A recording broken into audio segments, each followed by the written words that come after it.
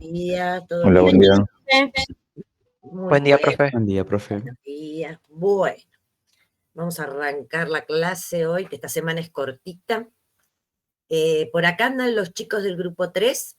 Sí, acá estamos. Sí, perfecto, voy a Sí, chequear acá. a ver quiénes están.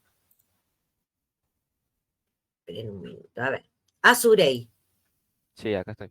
muy bien. Bruni, Presente. bien. Fuentes Arnés, Presente. bien. Gentile, Presente. bien. Noble, Presente. Pérez Taboada. Opa. ¿Ese está en el grupo? ¿Dejó? ¿Saben algo? Pérez Taboada es Juan Pablo, ¿no? A ver, ya le digo. Sí, Juan Pablo. No, él está. Ahora le escribo acá en el grupo a ver si ya se conecta. Bueno. Palo Marcos, Presente, profe. bien. Y Pellegrino, Presente, profe. listo. Nombra a todos y nos... ¿Sí? ¿Nombra a todos? Porque hay un par del grupo de ustedes que quedó libre. Sí, esos que usted nombró son los que están acá en el grupo. Perfecto. Nos estaría faltando Pérez Taboada. A ver, ¿qué les contesta? Juan Pablo. Hola, profe. Acá estoy. Disculpame. Ya entró. Perfecto. Muy bien. No estoy pasando lista. Estoy chequeando quiénes del grupo que les toca exponer están. Que están todos. Muy bien. Perfecto. Bien. Así ya voy organizándome. Bueno, los chicos del grupo, empezamos las exposiciones de este cuatrimestre, que recuerden, por favor le pido al grupo 3 que cuando terminan me la manden a mi correo, ¿sí? Lo buscan en el aula virtual, mi correo, y me lo mandan ahí, y así se lo subo después al aula virtual. A partir del grupo 3, las exposiciones van a entrar en la parte teórica de este cuatrimestre. Que recuerden, va a quedar dividido en teoría, ¿sí? Cursograma, que vamos a empezar a ver después que ellos terminen, y separado la parte teórica de los circuitos administrativos, ¿bien? Que los distintos grupos van a ir exponiendo esos procedimientos de negocios, que en definitiva es lo mismo, que son típicos en las organizaciones, ¿sí? Pero hoy ellos lo exponen los otros grupos y exponen todos seguidos, así no nos hacemos lío. Hoy ellos van a exponer 3 temas que son cortos, que se llaman EDI, que es intercambio electrónico de datos, Cloud Computing, ¿sí? Del trabajar, ver, ¿sí? Cómo subimos las cosas a la nube, pero no solo cómo se suben las cosas a la nube, sino cómo hay distintas plataformas, ¿no? Para trabajar ahí. Y el otro tema es inteligencia de negocios. Estos son los 3 temas cortos que ellos van a dar. Después, obviamente, si no lo dice la PPT de ellos, ustedes tienen en el archivo de dónde se sacan esos 3 temas para que vayan haciendo los resúmenes, etc. ¿Estamos? ¿Sí? Bueno, les cedo el mando al grupo 3. Perfecto, profe. Bárbaro. Kevin, si puedes compartir.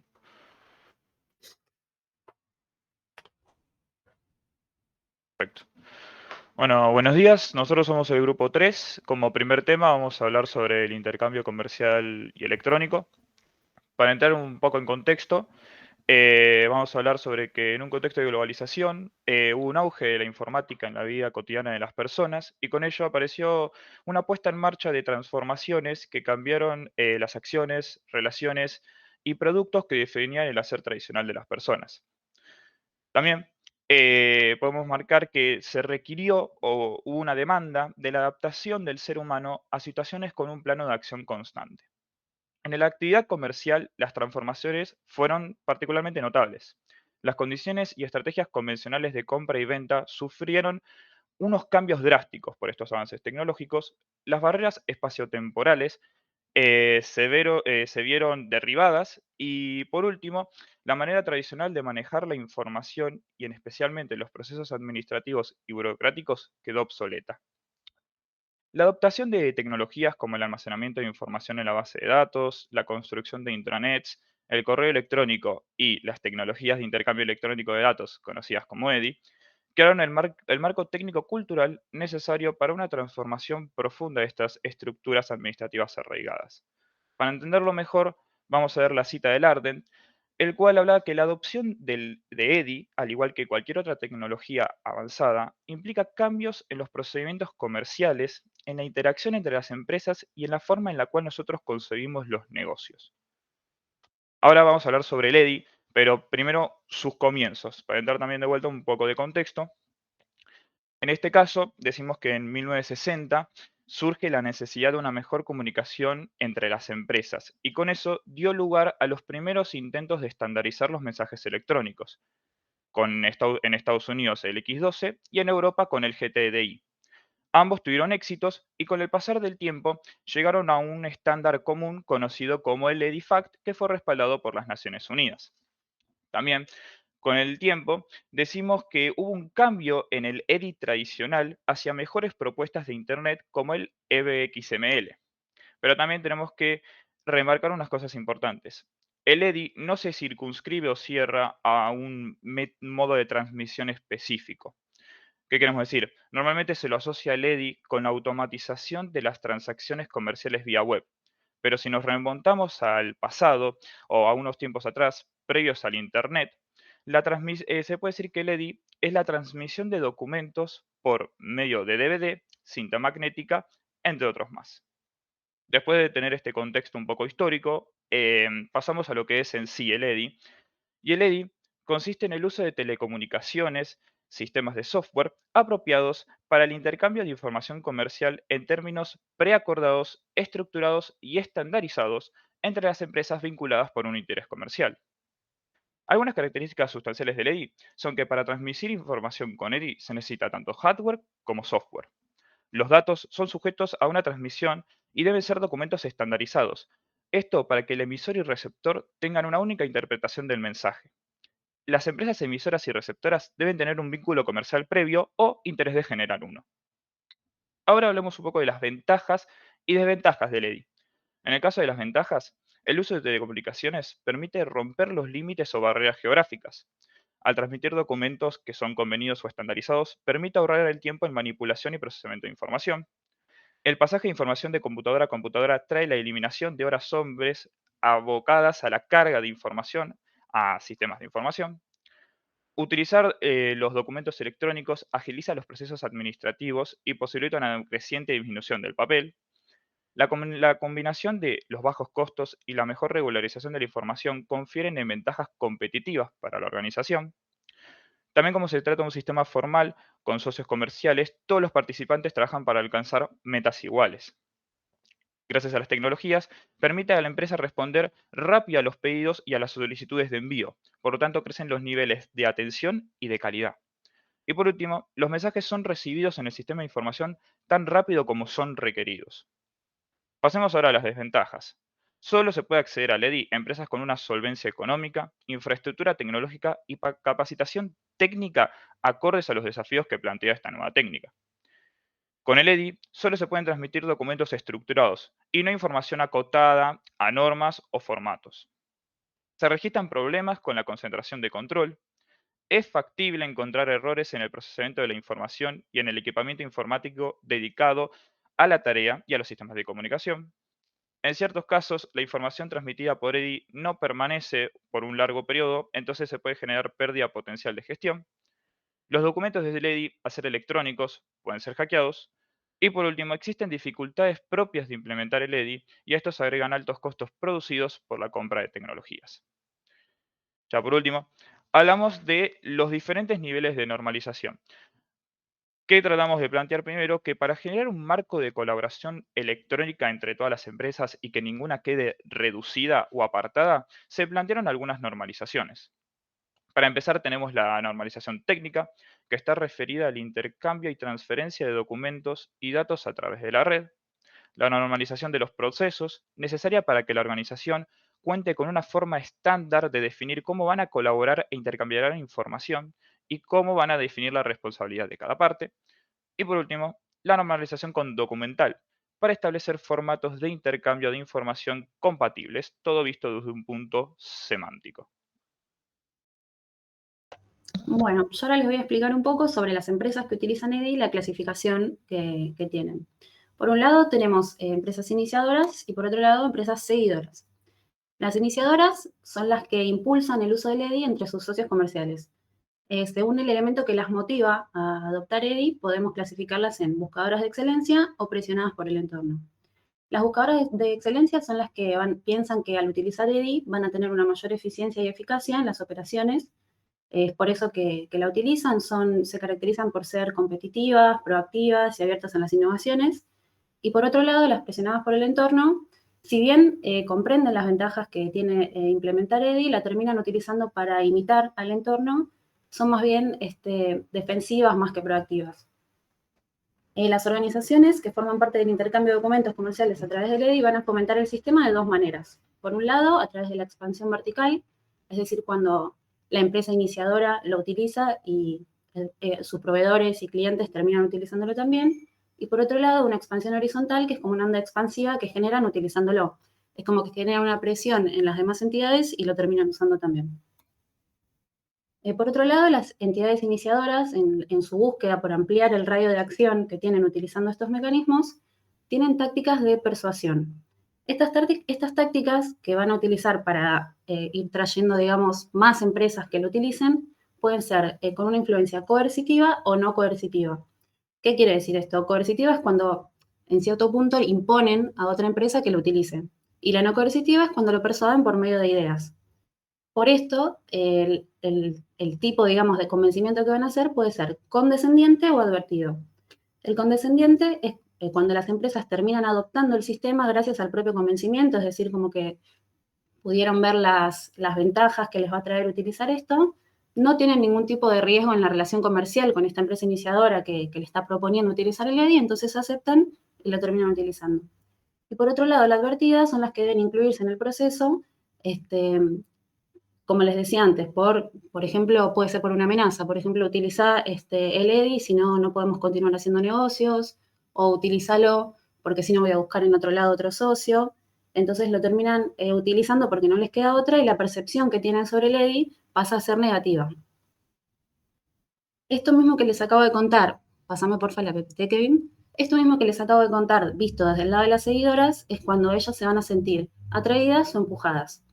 Es lo mismo que dije recién, pero básicamente visto del lado de ellas. Las atraídas van a estar convencidas de que al utilizar el sistema va a ser provechoso para las relaciones con el socio, van a tener ventajas económicas, pueden utilizar técnicas más competitivas para ellos mismos, y en cambio las empujadas van a utilizar el EDI porque es como un mal necesario y en vez de ser un arma competitiva, van a tener relación con el temor a verse perjudicados en las relaciones con el socio si no lo utilizan.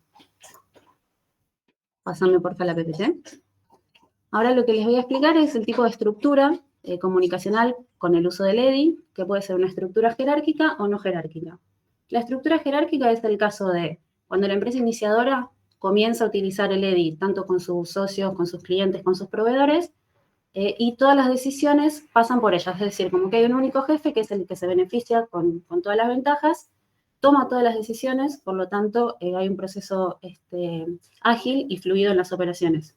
Y por otro lado, las estructuras no jerárquicas es cuando la relación la construyen varias empresas iguales que se dan cuenta que por sí solas no van a poder conseguir implementar el sistema, entonces se ponen todos de acuerdo, lo utilizan. Si bien es un poco más lento y menos fluido porque las decisiones no pasan por una sola cabeza, sino por todas, todos se terminan beneficiando al utilizar este sistema.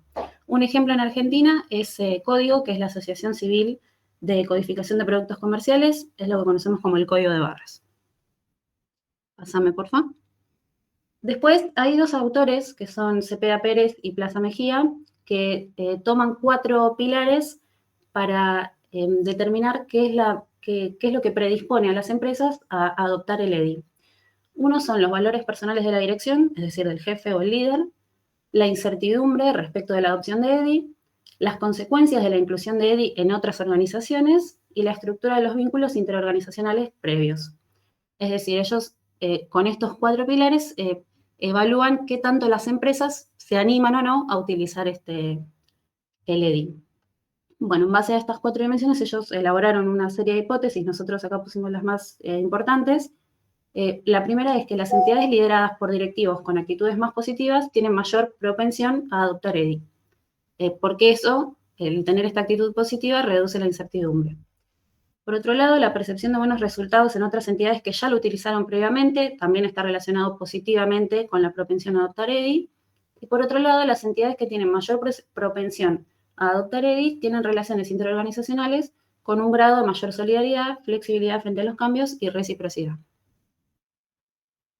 Después, estos mismos autores tuvieron en cuenta las relaciones de iniciador-seguidor, de esta clasificación que yo les hablaba antes de las empresas, tomaron en cuenta 4 puntos también, que son la cooperación, la confianza, el oportunismo y el conflicto, y elaboraron también hipótesis en las cuales la utilización de EDI incrementa la intención de cooperar, aumenta el nivel de confianza entre los socios y disminuye el nivel de oportunismo entre las entidades que participan. Y por otro lado, la aplicación de estrategias de influencias no coercitivas por parte de la empresa iniciadora va a disminuir la posibilidad de conflictos, mientras que la aplicación de estrategias de influencia coercitiva lo aumenta. Es decir, si se los imponen, como que siempre lo van a ver como algo negativo, y si más bien las personas y los convencen, lo van a ver como algo positivo. Ahora sí, la próxima, por favor. Bueno, por último, el tema de los contratos EDI es un poco acá lo que explicaba Marcos en cuanto al tema de las desventajas que trae utilizar estos documentos. Entonces, lo que se hicieron fueron estos contratos, que es como para tratar de minimizar, por un lado, las medidas de seguridad. Estos contratos son como la relación que hay entre las empresas. Tienen un objeto, definiciones del mensaje, el personal autorizado y las medidas de seguridad.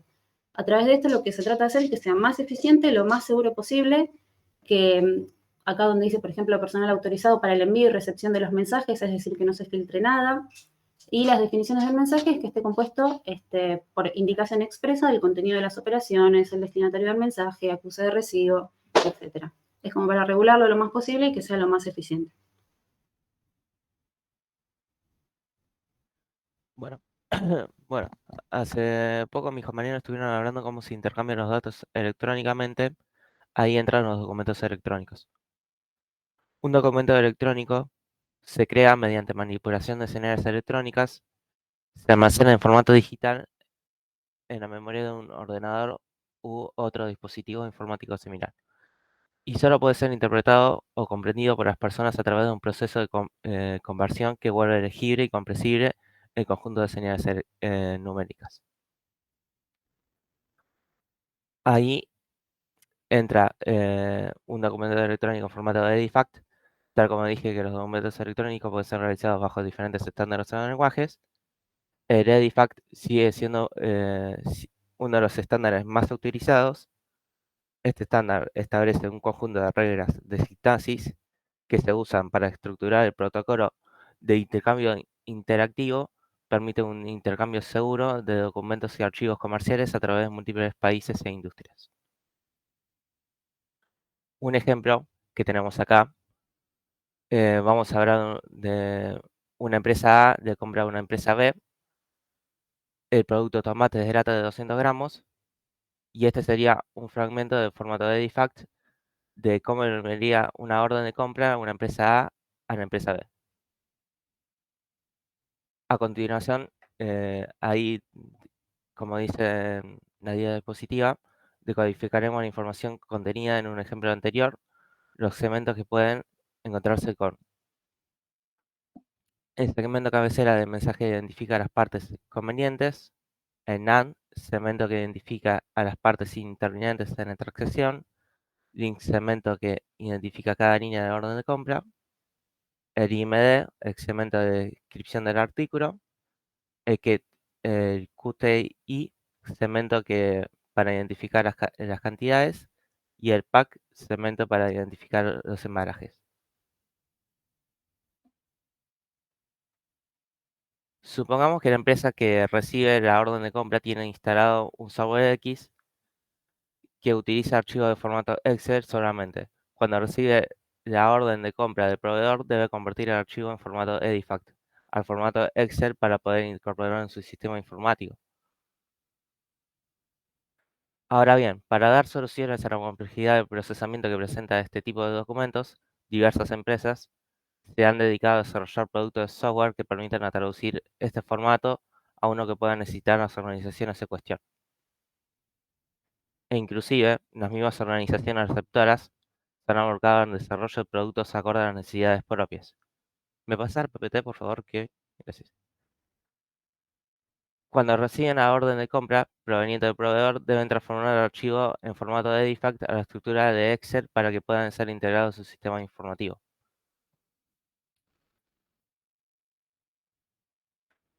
¿Me pasa el PPT, por favor? El EDI en Argentina, el proyecto de intercambio, bueno, el EDI, tuvo sus inicios en Argentina en 1992, tomando como referencia experiencias realizadas en naciones como Colombia, México, Chile, Alemania y España.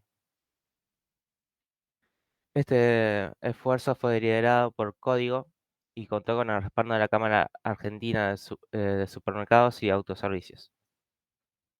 El propósito fundamental de este proyecto era mejorar la eficiencia en la reposición de productos estándares de tiendas mediante un proceso más ágil.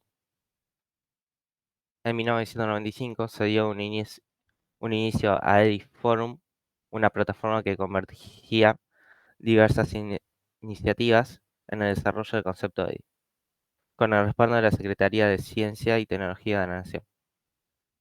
Aunque en términos generales, tanto los planes y políticas de EDI impulsados por el sector público como las acciones emprendidas por el sector privado se consideran limitados el interés y la información y la formación profesional en torno a este tema siguen en constante crecimiento y fortalecimiento.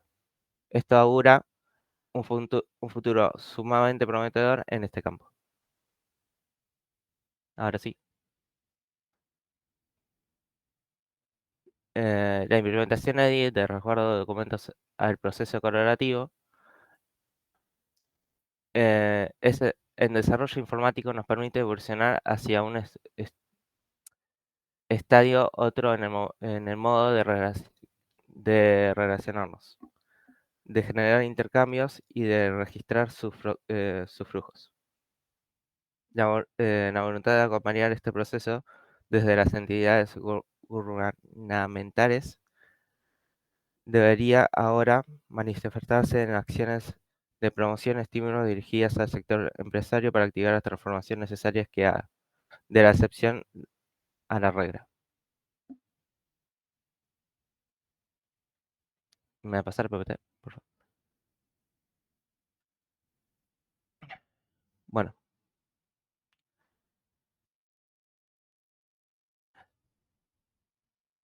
En la historia se llevó a la actual situación de intercambio electrónico de documentos que podemos encontrar tres grandes etapas: el resguardo electrónico, la generación electrónica y finalmente la actuación e integración entre sistemas y actores. La primera etapa, el resguardo electrónico. Con el aumento de la tecnología informática, muchas empresas comenzaron a crear versiones digitales de sus documentos comerciales para evitar posibles pérdidas debido a robos, desastres naturales y otras razones.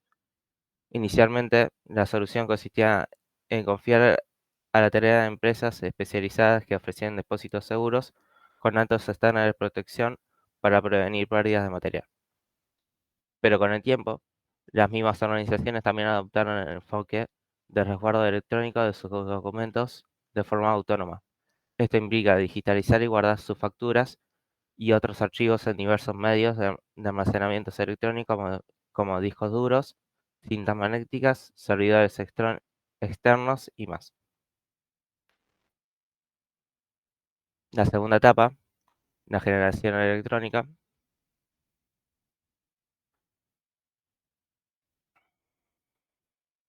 Más tarde, no conformes con solo resguardar información en soportes digitales, la organización empezaron a desarrollar procesos de automatización de la generación de documentos para estos que no fueran además generados directamente desde un producto software especialmente diseñado para ello.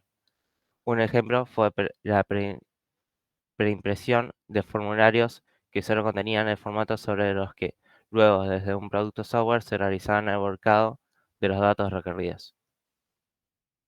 Este tipo de proceso tenía ciertas limitaciones, entre ellas la imposibilidad de generar una factura y enviarla por email a un cliente, sino que debería ser escaneada previamente, o la dificultad de acceso a las facturas desde un sitio web, a menos que, al igual que este caso anterior, fueran escaneadas con anticipación.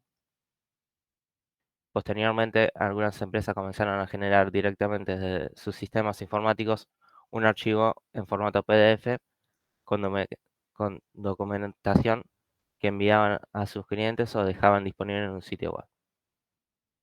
Ahora sí. La tercera etapa, la integración entre sistemas de actores. Aunque la fase anterior permitía poner a estos dispositivos los documentos comerciales, no facilitaba su integración con los distintos sistemas de software utilizados en toda la organización por sus participantes. La información contenida en un documento de transacción comercial es relevante para diversas áreas de la organización.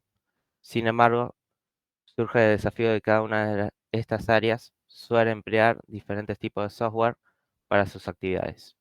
La cuestión radicaba en hacer que la información fuera accesible para todos estos sistemas de software, aun cuando se lograra este objetivo en el ámbito interno, la integración con los sistemas informáticos de los clientes y proveedores parecía ser una meta inalcanzable. Por lo tanto, se volvía esencial encontrar soluciones colaborativas que optimizaran la circulación de información comercial en los procesos de trabajo conjunto. Ahí sí, ya está. Bueno, ahora vamos a hablar un poco del resguardo legal. Y es que un punto importante del impacto de la informática es el que se refiere al almacenamiento de la documentación comercial. La AFIP, que es la Administración Federal de Ingresos Públicos, suprimió por ley la obligación del guardado de los duplicados de los documentos comerciales escritos, haciendo que las empresas no tengan la necesidad de conservar un montón de papeles por un periodo de 10 años y permitiendo el uso del soporte electrónico con computadoras. Es importante destacar que esta disposición aplica exclusivamente a los duplicados, es decir, que el original de la factura ticket sigue siendo en papel y el comprador sigue obligado a conservarlo. Por otro lado, la norma vigente desde el 1 de enero de 2003 obliga a las grandes empresas a guardar los registros de comprobantes emitidos y recibidos, es decir, los libros de compraventa, en forma electrónica, lo cual no quita que igual puedan seguir conservándose en papel. La factura electrónica, en vigencia desde el 1 de abril de 2006, permitió a las empresas habilitadas por la AFIP manejarse libremente con la emisión de estos nuevos registros, permitiéndoles conseguir ahorros en los costos de impresión y envío de los documentos comerciales. Por último, los sistemas informáticos otorgan validez legal tributaria a la factura electrónica como medio de respaldo de las operaciones comerciales, ya que obliga a que toda factura emitida llegue a la AFIP mediante el uso de la tecnología informática. Vamos a hablar del Vendor Management Inventory, la siguiente diapositiva. BMI, que es una estrategia de gestión de inventario en la que el proveedor del producto o materia prima asume un mayor grado de responsabilidad en la planificación y reposición del inventario del cliente.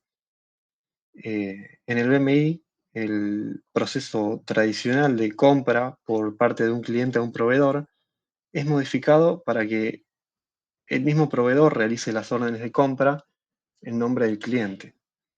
Para entenderlo mejor hay que pensar a BMI como un avance en el proceso colaborativo entre dos actores involucrados en un negocio. En este tipo de procesos es de vital importancia que el proveedor conozca la especificidad y la cantidad de mercadería con que debería abastecer al cliente, por lo que debe compartir información asociada a los productos vendidos por sucursal, punto de venta, stock actual, roturas, estacionalidad de los productos, etc. Como vemos a la izquierda, el BMI modifica el proceso de compra y facturación de EDI de tal manera que el proveedor asuma una mayor responsabilidad, el cliente solo otorga los datos de su proceso de ventas y depósito al proveedor, y es el proveedor el que analiza las necesidades del cliente, genera las órdenes de compra, realiza los procesos internos para preparar la mercadería, prepara la mercadería y genera la orden de compra y la factura, y finalmente el cliente recibe ambos documentos y los incluye en sus sistemas. Por último, voy a mencionar 3 organizaciones que utilizan EDI en Argentina, como Planexware, Levicom y Sancor. Planexware cuenta con un sistema web integral que ayuda a planificar las operaciones de su empresa como proveedora de servicios, y todos los documentos que el proveedor intercambia, como órdenes de compra, facturas, etc., viajan vía EDI de forma automática, y también tiene una plataforma de factura electrónica que le permite autorizar las facturas emitidas y publicarlas para sus clientes. Levicom, que cuenta con diferentes soluciones para mejorar y agilizar los procesos de gestión, transmite por Internet los documentos de la contraparte comercial para que sean recibidos en sus sistemas internos e integrados automáticamente. Y Sancor, que es la empresa láctea argentina, también transmite electrónicamente documentos comerciales y administrativos en un formato normalizado, sin intervención manual.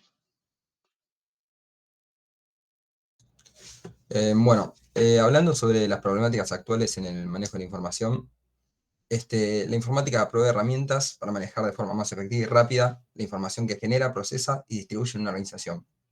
Herramientas que se vuelven fundamentales en un mundo donde el volumen de datos aumenta de forma exponencial.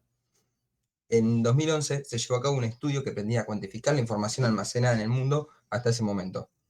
Los resultados arrojaron que el 99,9% se encuentra en formato digital y tan solo el 0,007% en papel.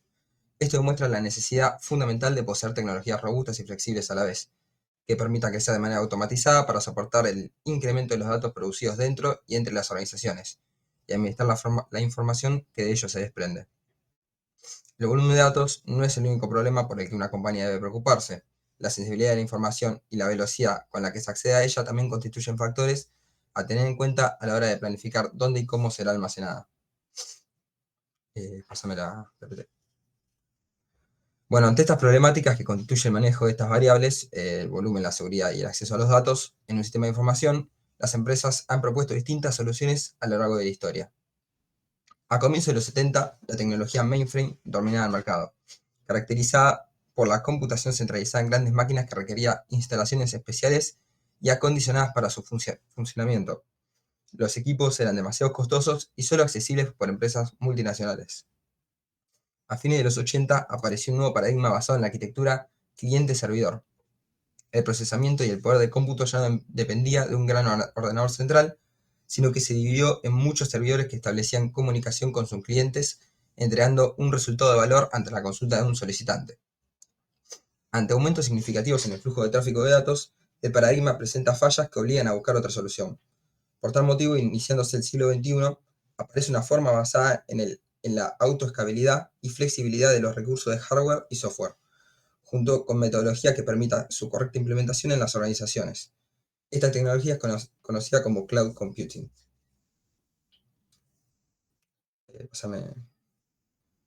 Cuando hablamos de Cloud Computing nos referimos tanto a las aplicaciones entregadas como servicios a través de Internet, como al hardware y a los sistemas de software en los data centers que proveen dichos servicios. El hardware y software del data center es lo que denominamos la nube o cloud. También se define el concepto como una red de servicios, ya que se plantea que ofrece una serie de herramientas que permitan administrar los recursos en los distintos niveles de servicios. Hardware es servicio de plataforma de desarrollo y aplicaciones para el usuario final. Pásame. Bueno, Hablando sobre los escenarios de implementación, hay 3 que pueden ser implementados en los data centers. Se clasifican según tomen un enfoque interno, externo o combinado. Están los private clouds o nubes privadas. Son escenarios donde las compañías realizan sus operaciones fuera de línea, ejecutando aplicaciones seguras en data centers. Y su principal ventaja es la transferencia y almacenamiento de datos controlados y asegurados, y su menor riesgo de infiltración. Después están los public clouds, o nubes públicas. Son escenarios donde las compañías mueven datos o aplicaciones de su interior al exterior. El external cloud involucra recursos y servicios que son vendidos a un proveedor del SaaS. El servicio vendido se denomina Utility Computing y permite administrar la infraestructura provista y, entre otras cosas, aumentar o reducir la cantidad de máquinas virtuales con la medida que sean requeridas. Luego están las hybrid clouds o nubes híbridas. La empresa tiene el poder de habilitar ciertos niveles de permisos. Elige qué datos alojan en una arquitectura compartida y cuáles están resguardados para acceso exclusivo. El control de public cloud lo hace el proveedor, mientras que el de private cloud lo hace la empresa. Bueno, luego hablando sobre niveles de servicio, integra 3 principales. IaaS o infraestructura como servicio. Se trata de entregar hardware y software como un servicio. La manera de compartir recursos para ejecutar servicios utilizando tecnología de virtualización. Los recursos pueden fácilmente escalar cuando la demanda aumenta y generalmente se utilizan métodos como pago por uso. Uno de los servicios relacionados con la infraestructura es el cloud storage. Es importante destacar que la administración de la infraestructura, dado que la virtualización constituye la tecnología fundamental que habilita para que la infraestructura pueda ofrecerse como un servicio en los data centers. El servicio de Utility Computing es el que permite una eficiente administración de los recursos.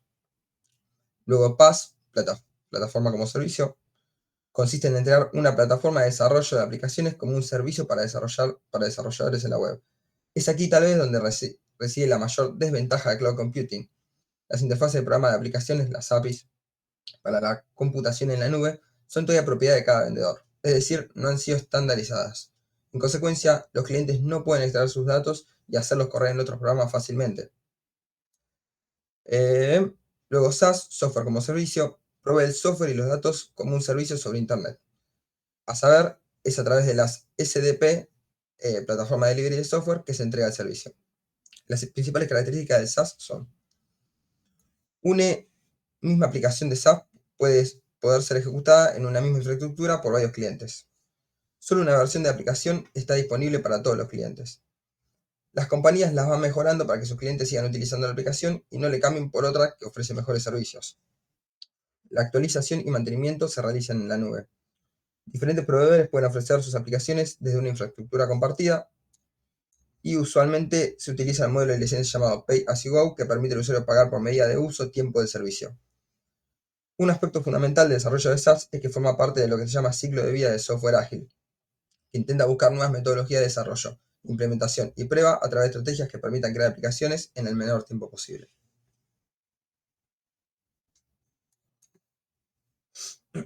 Ahí está. Bueno, ahora yo tengo que hablar sobre las ventajas del cloud computing. Las ventajas son muchas. Una de ellas es la ilusión de infinitos recursos de cómputo disponibles en una demanda. Esto significa que puedes tener acceso a tantos recursos como necesites, cuando lo necesites.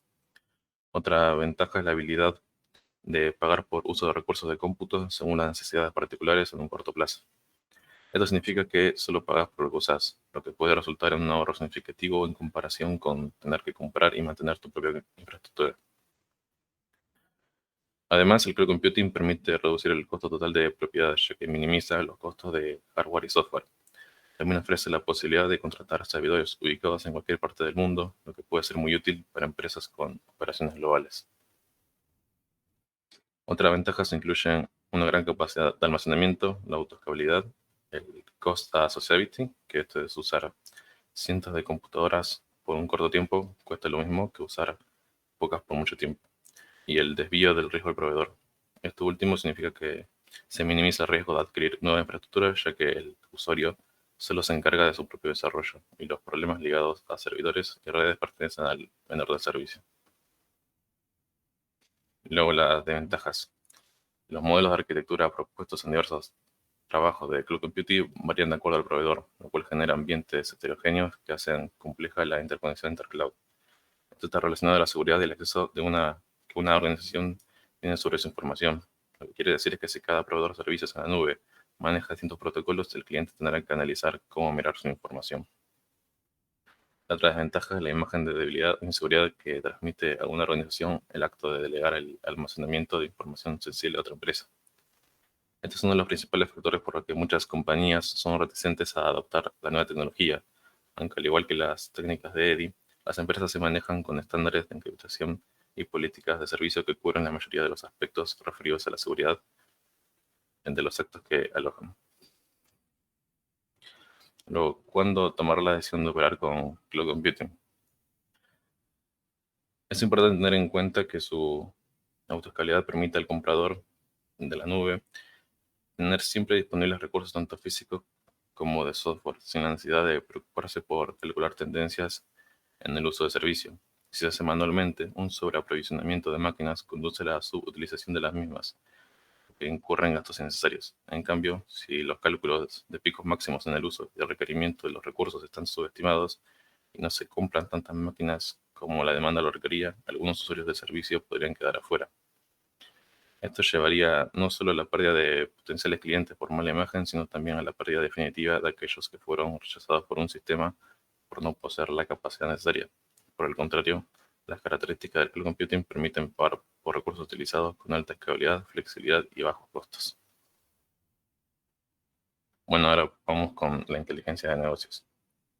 La inteligencia de negocios, o BI, es un término utilizado tanto por los distribuidores de hardware y software como por los consultores de tecnología de la información para describir la infraestructura para almacenar, integrar, crear informes y analizar datos que provienen del entorno de negocios, incluyendo el Big Data. La infraestructura de la base recolecta, almacena, limpia y hace relevante la información que pone a disposición de los gerentes. Piensa en las bases de datos, almacenes y mercados de datos. El análisis de negocio también es un término definido por el distribuidor, que se enfoca más en las herramientas y técnicas para analizar y comprender los datos. Piensa en el procedimiento analítico en línea, en las estadísticas, los modelos y la minería de datos.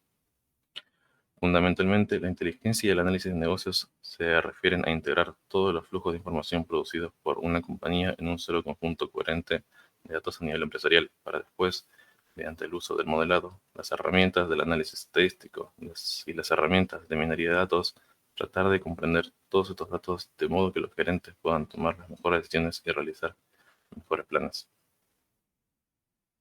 Los distribuidores de inteligencia de negocios. Es importante recordar que la inteligencia de negocios y el análisis de negocios son producidos, definidos por los distribuidores de tecnología y las empresas de consultoría.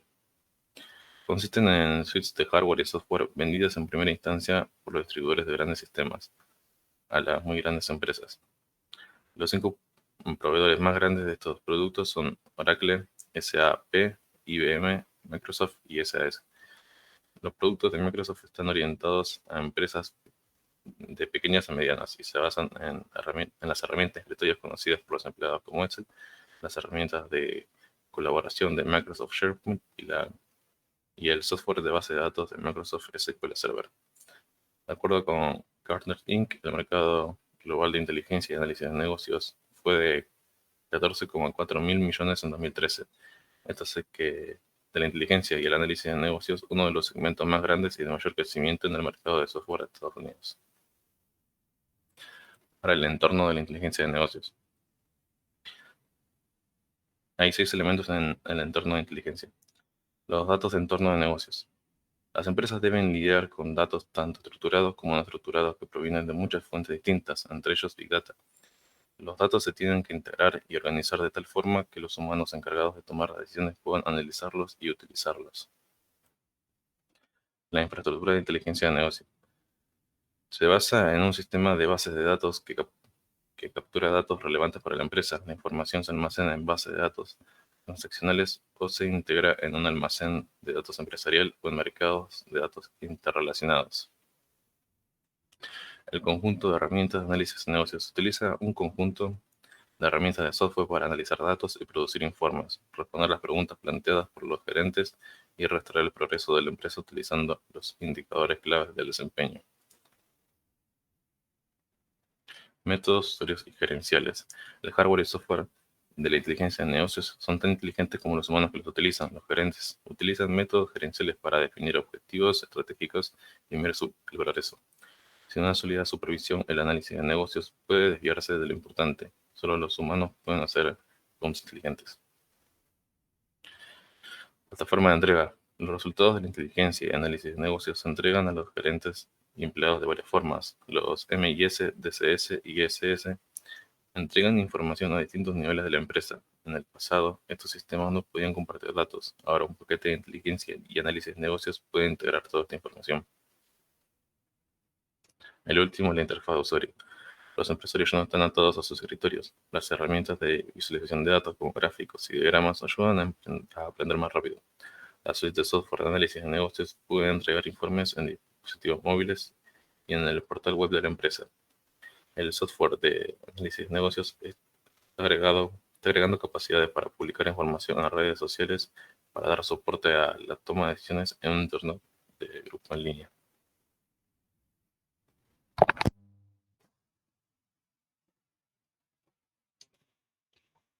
Bueno, tanto las BI como las VA prometen dar a los encargados de tomar las decisiones la información correcta y casi en tiempo real.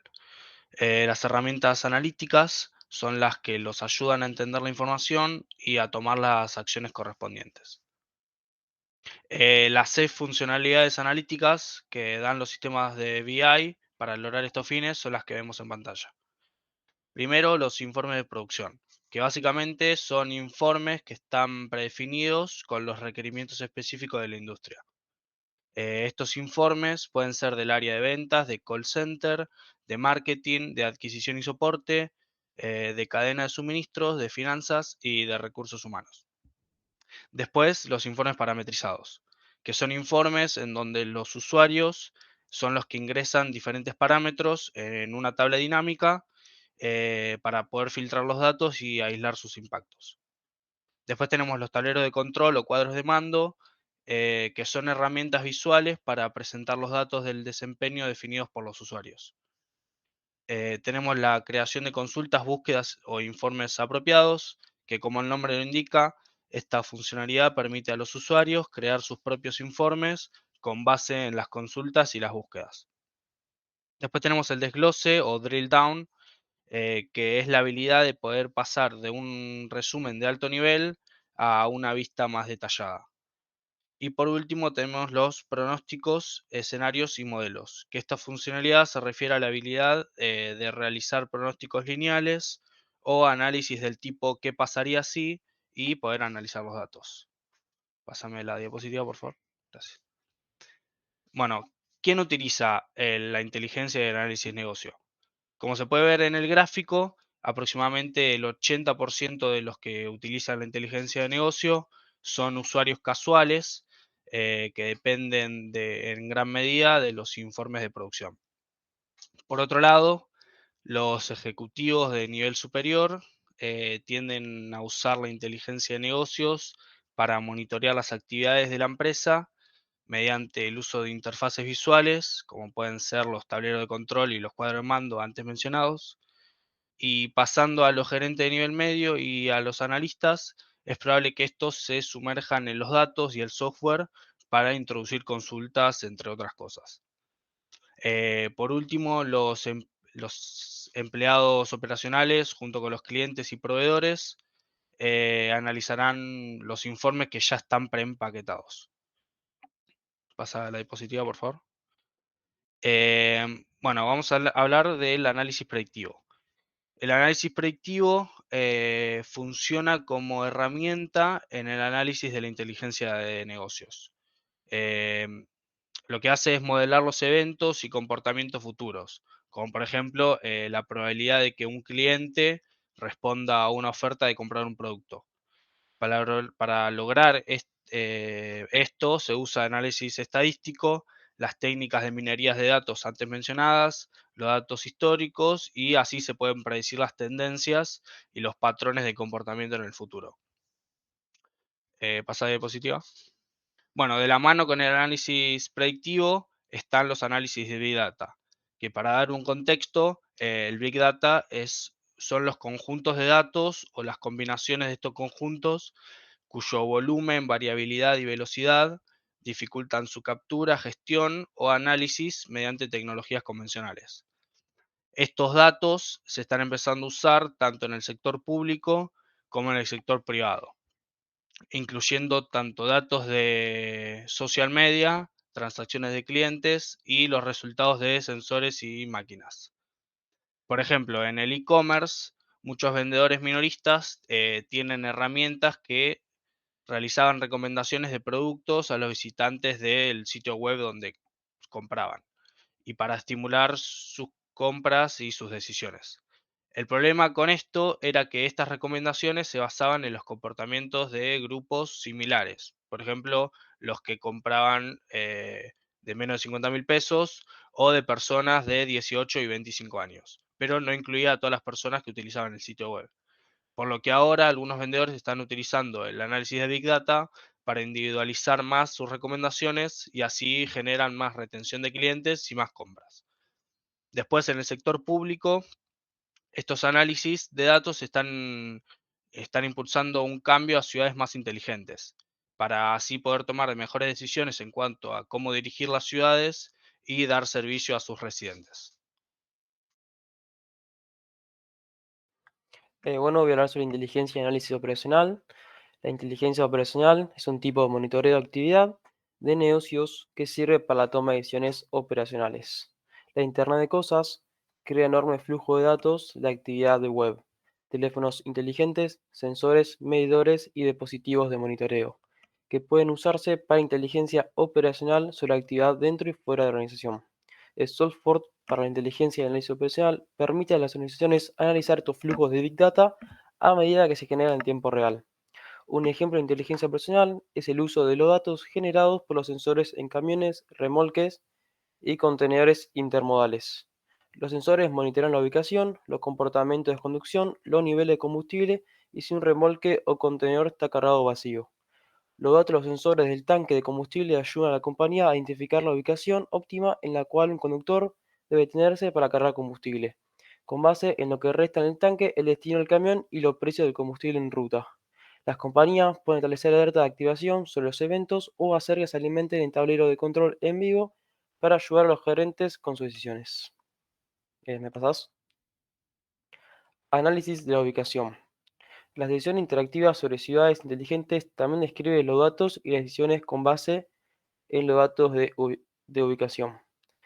El análisis de BI incluye análisis de la ubicación, la habilidad de obtener una perspectiva de negocios a partir del componente de los datos correspondientes a la ubicación geográfica, incluyendo los datos de ubicación de teléfonos móviles, la salida de los sensores o dispositivos de exploración y los datos de los mapas.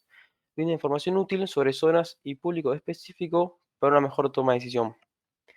El análisis de la ubicación puede ayudar a un comercializador a determinar a qué personas debe dirigirse con anuncios móviles sobre restaurantes y tiendas que estén cerca, o cuantificar el impacto de los anuncios móviles en las visitas a la tienda física.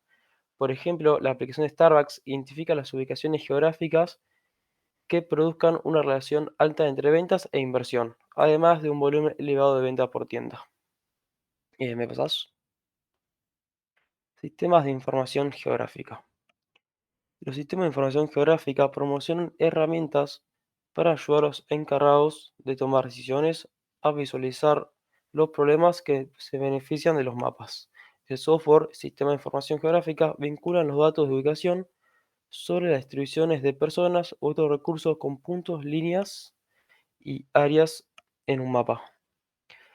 Podría usarse para ayudar a los gobiernos estatales y locales a calcular los tiempos de respuesta y otras emergencias, o para ayudar a los bancos a identificar a la mejor ubicación para nuevas sucursales o terminales de cajeros automáticos. El banco First Citizens, ubicado en Carolina del Sur, usa este software para determinar en qué mercado debe concentrarse para retener clientes y en cuáles enfocarse para adquirir nuevos clientes. También permite que el banco pueda conocer los detalles a nivel de cada sucursal e individualizar los objetivos para cada uno. ¿Me pasás?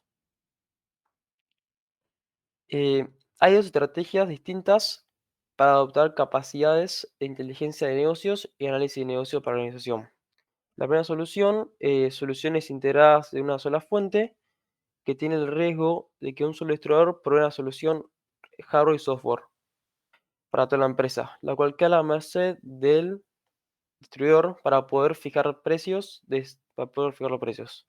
Y tiene como ventaja que la organización solo lidia con un distribuidor.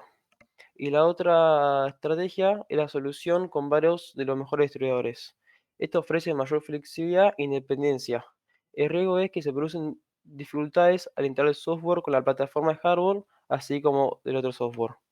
Independientemente de cuál sea la estrategia que adopte la empresa, todos los sistemas hacen que se limita a un conjunto de distribuidores, y cambiar a otro puede ser un proceso muy costoso.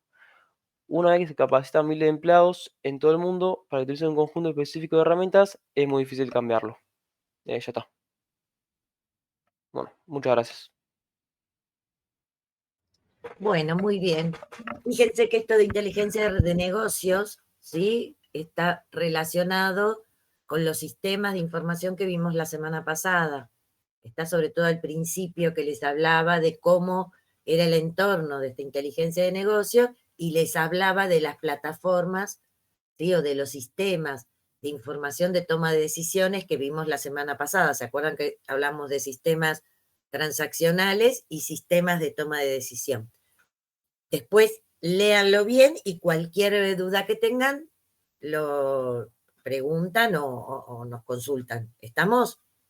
Bueno, muchas gracias. Profe, disculpe, cuando nosotros subamos el PPT va a estar la bibliografía, no sabemos por qué no aparece, pero la pusimos, para en Bueno, todo caso cuando esté en el perfecto. campus ya esté. Bueno, ustedes mándenmelo a mi correo y yo después lo subo, ¿ok? Perfecto, profe. Bueno, muchas gracias. Bueno, muy bien. Mientras se van acomodando, voy viendo quiénes están por aquí. A ver, Aguirre, Presente. Araníbar, ¿no? Azurey, sí, que expuso. Sí, estoy acá. Ayala Coca, Presente, profe. Barreiro, Belfiore, Presente. Bermejo, Presente. Bernardes, Presente. Bossi, Brizuela, Bruni, sí, expuso recién, ¿no? Sí, presente. Perfecto. Profe, perdón, presente Brizuela. Bueno, Profe, perdón, presente Araníbar. bueno, después vuelvo a tomar, esperen un minuto. Bustos, Presente. Caballero Anabela, Presente. Capese, Presente. Carreño, Presente. Castro Apaza, ahí te leí, Centurio, Chambihuaca, Ciucio, Presente. ¿quién? Ciucio, ahí te vi, te escuché. Sí, Cáceres Acosta, Presente. Corro Molas, Presente. Difini, Fight, Presente. bien, Farfam, ahí te leí, Pesenco, Flores, Fuentes Arnés, Flores, ahí te leí, Fuentes Arnés expuso recién, ahí ya está. Funk, Presente. Garrido, Presente.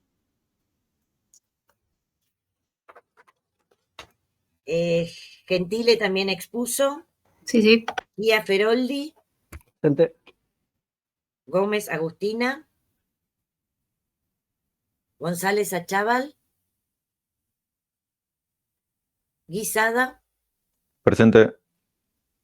Gutiérrez Joseph, Jiménez Contreras, Presente. Noble también expuso, Sí, presente, profe. Comov, ahí te leí, Lasaque, Presente. Launagaray, León, Launagaray, ahí te leí, León Matías, también ahí te leí, Lucana, también. Mamá Nikea, también. Martínez Tatiana. Masaini. Presente. Miranda. Presente. Morales. Presente. Mujica.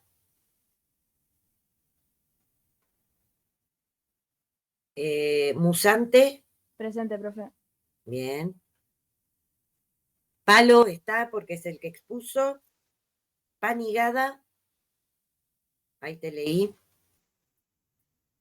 Pellegrino también está porque expuso, ¿no? ¿Está por acá, Pellegrino? Sí, sí, yo puse. Bien, perfecto. Pérez Taguada también. Sí, sí, tal cual. Bien. Perusotti. Presente. Platón. Ahí te leí. Ponte. Presente. Preinsperger. Ahí te leí. Ramírez Damián. Presente, profe. Richie. Presente. Bien. Chequeo. A ver los que me están faltando. Araníbar. Presente. Bien.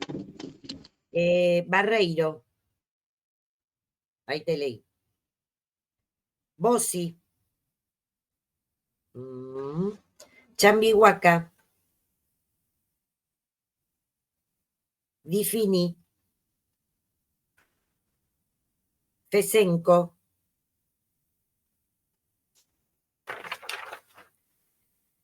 Gómez Agustina.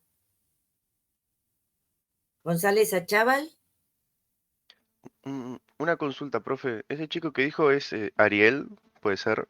Sí, González Achával Ariel.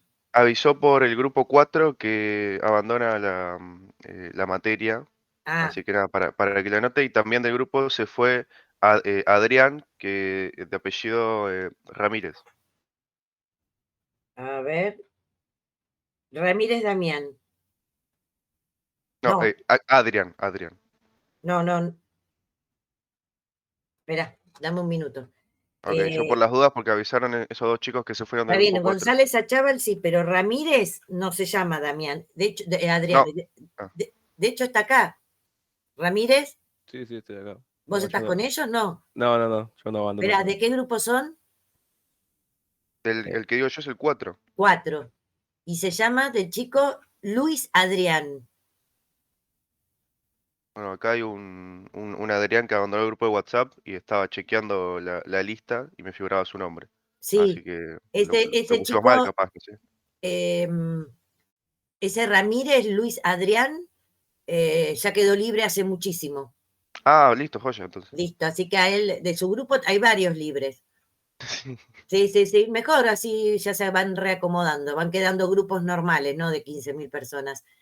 Pero González Achával lo venía faltando hace mucho, pero bueno, pero el Ramírez, el Adrián que vos decís, ya quedó libre hace rato, por eso no lo nombro. Nombro a otro Ramírez, que es Damián, que está acá. Listo, ok, hubo una ¿Listo? confusión Bueno, ahí. Ok, listo, perfecto. gracias por avisarme de González Achával, ¿ok? Ok. Gracias. Bueno, esperen que estaba chequeando. Me quedé ahí con González Achával, que no viene más. Gutiérrez Josep. ¿No? Martínez Tatiana. Mujica Yelén. Listo. Si saben de algún compañero más que deja, avísenme, como me avisa él, entonces yo voy depurando un poco la lista y no tardo tanto en tomar lista y todo eso. Sí, profe. Acá Dime. en nuestro grupo no avisaron, pero Bossi, por ejemplo, no aparece hace un montón, así que seguramente también haya Sí, quedado vos sí libre. viene faltando un montón. Sí. Ya tiene 6 faltas, 2 más y ya lo libero. Pero, o si no, Bien. pregúntenle y díganme. No, seguramente ya la dejó porque no aparece hace bastante, así que Bueno, si querés preguntamos igual, pero sí. dale, perfecto. ¿Y alguien más? Ahí te digo, no aviso a nadie, pero alguno que otro está desaparecido en nuestro grupo, ¿viste? Vos sí viene faltando. Sí, Carolina Dexler. sí. Ella me mandó un mail.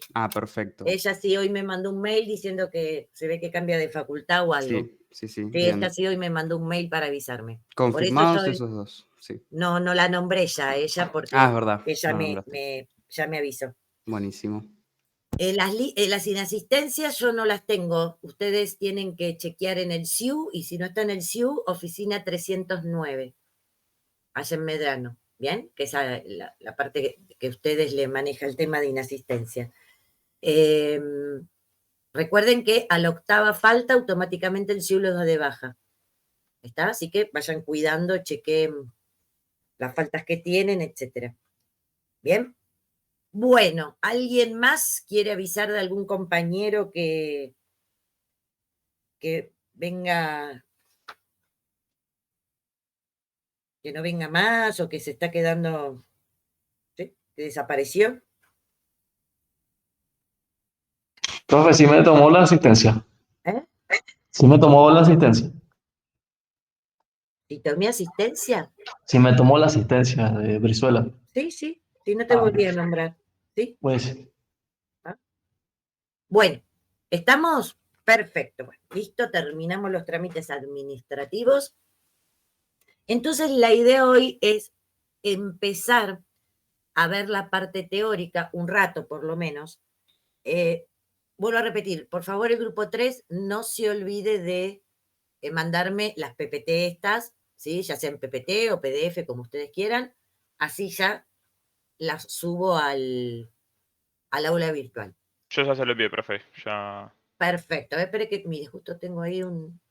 Sí, Palo, ahí me lo mandó. Sí, perfecto. Ya me llegó, así que después, cuando terminamos, se las subo al... Mire, ahí le avisan que en el SIU se ven las inasistencias. Muy bien. Antes no se veían. Ahora la ven. Muy bien. Han agregado funcionalidad al SIU. Se ve que les hinchamos mucho con que vayan los alumnos y pregunten sus faltas, porque entonces lo agregaron en el SIU. Bueno, mire qué bien. Así que ahí tienen todas las... Muy bien, y aparecieron todas. ¿Estamos? Sí, el otro día me mandó un mail una alumna que me dijo que tal día ella estuvo presente. Estimado, yo cuando tomo lista, no sé si chequean que 2 veces tomo a la gente que no me contesta. ¿Está? Sí, perdón, ese mail se lo envié yo. Bueno. Yo estoy segura que ese día estuve porque, o sea, tengo grabado el momento. No, está perfecto, pero no me habrás contestado, así que cuida las faltas. No, si no le molesta, cuando termina la clase, ¿me puedo quedar un segundito con usted y le explico bien? No pasa nada, pero yo ya no puedo toquetear las faltas, por eso yo tomo 2 veces, vieron que pregunto, me quedo la segunda vez. Claro, sí, lo que pasa es que yo no sé si no se escuchó qué, pero yo tengo grabado el momento de tomar el presente y se escucha cuando di el presente. Bueno, ¿cuántas faltas tiene usted que está mirando? Yo tengo 4, pero justamente... Listo, cuídelas, que le quedan todavía 3 más. Sí, bueno. Sí. Cuídelas y no hay ningún tipo de problema. Ustedes tienen el tema de que tienen muchas clases virtuales, así que cuídenla y no pasa nada. No, ya sé, yo le había escrito a usted porque justamente como yo tengo horarios rotativos en el trabajo, o sea, me cambian todos los días, es por eso que a veces falto. Claro, no, está bien, yo no tengo problema en eso, pero cuiden la falta. Bueno, pero es una buena noticia para saber ya que el SIU, entonces cuando algún alumno me pregunte, le voy a decir que lo vea en el SIU, que ya pueden ver, y que pueden ver la falta por cada una de las materias que tienen. A mí solo me parece la de usted, pero bueno. Bueno, porque a lo mejor en las otras no le tomaron asistencia. Exactamente. Está bien. Porque sí, de todas las materias, y obviamente te van a aparecer las inasistencias de aquellas materias que te están tomando asistencia. ¿Está? En las otras no te aparece nada porque no te están tomando. Bueno, entonces, dicho esto, después voy a corregir los TPs, que me quedan un par de grupos. El anual se los voy a subir y les queda una única entrega, la semana que viene. Así que después cuando corrija, por favor, chequen, vean en esta semana de ir cerrando si me queda algún grupo para que tenga que hacer otra reentrega y vean por favor, de cerrarlo esta semana para poder ya terminar con esta entrega. La quinta entrega, vieron que ya se las habilité para aquellos grupos que ya lo aprobaron, y les puse cuál era el circuito que ustedes tenían que explicar, ¿sí? El circuito, el proceso de negocio, como quieran llamarlo ahora. Cada grupo que fui aprobando les puse el circuito que ustedes ahora tienen que desarrollar, ¿sí? Esta serie de acciones que tienen que desarrollar. ¿Bien? Piensen que este desarrollo y esta explicación del circuito les va a tener que permitir poder hacer el cursograma correspondiente.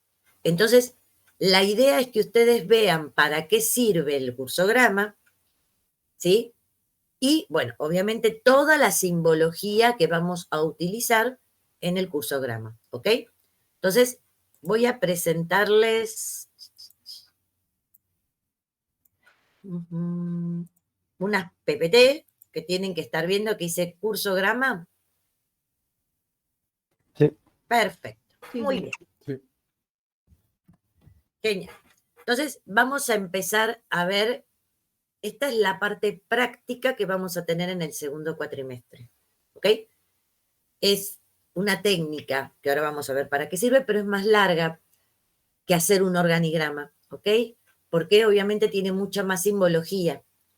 Y además, describir y poder plasmar un proceso de negocio lleva más tiempo, porque los procesos de negocio son más largos. ¿Ok? Tienen que ir a un mayor grado de detalle para explicarme cómo se están haciendo las cosas. ¿Bien? Entonces, ¿qué es el cursograma? Es una herramienta o una técnica que nosotros vamos a utilizar en la etapa del relevamiento. Recuerden, por favor, que en las distintas etapas existen distintas técnicas para documentar. Para recabar información, sí son siempre las mismas, que ya las vimos, entrevistas, cuestionarios, encuestas, observación, etcétera. Algunas se utilizan más en algunas etapas. Por ejemplo, en la primera etapa, que es el reconocimiento, la que más se usa es una entrevista para recabar información, pero también se puede utilizar otra técnica para obtener información. Y estas son las técnicas que se usan en todas las etapas, pero esas son las técnicas para obtener información, para recolectar información. Cuando tengo que pasar al tema de las técnicas para documentar información, o sea, para poder plasmar en algún gráfico la documentación, ¿sí?, que estoy teniendo, lo que pude recabar en esos relevamientos que hice en los distintos sectores, las técnicas son distintas en cada etapa. Por ejemplo, el organigrama es una técnica que solo se usa para documentar información en la etapa del reconocimiento. Si ustedes me están hablando del diagnóstico y me ponen que la técnica usada es el organigrama, digo, este no entendió nada. ¿Está? Porque no se usa en todas las etapas, se usa en una etapa en especial porque me permite plasmar la información que recabé en esa etapa. ¿Estamos? Entonces, por favor, cuando ustedes están desarrollando el tema de la metodología y en los parciales y empiezan a escribir las técnicas, por favor, vean bien y no inventen y no digan, ay, esto era una técnica y lo voy a meter acá, porque les voy a poner que está mal. No me pueden poner que un organigrama se usa, no sé, en la etapa, por ejemplo, del relevamiento. No, el organigrama es pura y exclusivamente para la etapa del reconocimiento. De la misma manera que el cursograma se utiliza en la etapa del relevamiento. ¿Bien? Y es una técnica para documentar información, pero ¿qué tipo de información me permite documentar? me va a permitir documentar el movimiento de los documentos que existen en estos procedimientos administrativos, circuitos administrativos, procesos de negocios, es lo mismo. ¿Se acuerdan que el otro día cuando vimos la definición de procesos de negocio, habíamos dicho que era un conjunto de tareas y comportamientos que estaban relacionados y que las organizaciones desarrollan con el tiempo para poder cumplir resultados de negocios específicos? O sea que es un conjunto de tareas. Bien, lo mismo que ahora vamos a ver la definición de procedimientos y es lo mismo. O sea que hablar de un procedimiento administrativo, hablar de un circuito administrativo, hablar de un proceso de negocio, es exactamente lo mismo. Y esta técnica me va a permitir documentar el movimiento de documentos que existen entre los distintos sectores para poder realizar este circuito administrativo, este proceso de negocio. Bien, siempre tengan presente, ninguna técnica me permite documentar toda la información. Dependiendo del tipo de información, es la técnica que tengo que usar. En la etapa del reconocimiento, como yo quería documentar la estructura de la organización, ver sus niveles jerárquicos, ¿sí?, y las dependencias que tenían estos distintos sectores, usaba el organigrama. En la etapa del relevamiento hay muchísimas técnicas, porque cada una documenta información distinta. Les doy un ejemplo. Si ustedes quieren documentar las decisiones programadas, que el otro día estuvimos hablando nuevamente y recordando el tema de decisiones programadas, ustedes no pueden usar un cursograma. Va a haber otra técnica que vamos a ver el año que viene, que se llama tablas de decisión, pero esa es la técnica para documentar ese tipo de información de la etapa del relevamiento. En cambio, si quiero documentar el movimiento de papeles, de documentos que circulan en la organización, en cada uno de los procesos o procedimientos administrativos, la técnica que voy a usar es el cursograma. Acá les recuerdo que es un procedimiento administrativo. Recuerden que es lo mismo que un circuito administrativo, un proceso de negocio. Les dice que es la secuencia sistemática de acciones que se realizan para alcanzar cada una de las finalidades de las organizaciones. O sea que es prácticamente la misma definición de proceso de negocio. Y los distintos autores le van dando distintos nombres, ¿sí? Antes eran circuito administrativo, después le dijeron procedimientos administrativos, ahora es procesos de negocios. Dependiendo del autor que ustedes lean, le da un nombre a esto, a esta secuencia de acciones que una organización realiza para alcanzar una de las finalidades. O sea, si ustedes están analizando un circuito, por ejemplo, de compras, van a ver que hay un procedimiento para hacer las compras, ¿sí? Van a ver que hay una secuencia sistemática de acciones que están escritas en un manual de procedimientos que le dice cómo debe hacerse las compras. ¿Cuál es el primer paso? ¿Qué se debe cumplir? ¿Qué se debe controlar? ¿Qué documentos intervienen? Etcétera, etcétera. Bien, igual eso, cuando los distintos grupos empiecen a exponer estos circuitos administrativos, obviamente vamos a ir viendo cómo es. Muy bien, entonces, ¿cómo armo un cursograma? El cursograma nosotros vamos a trabajar en una hoja.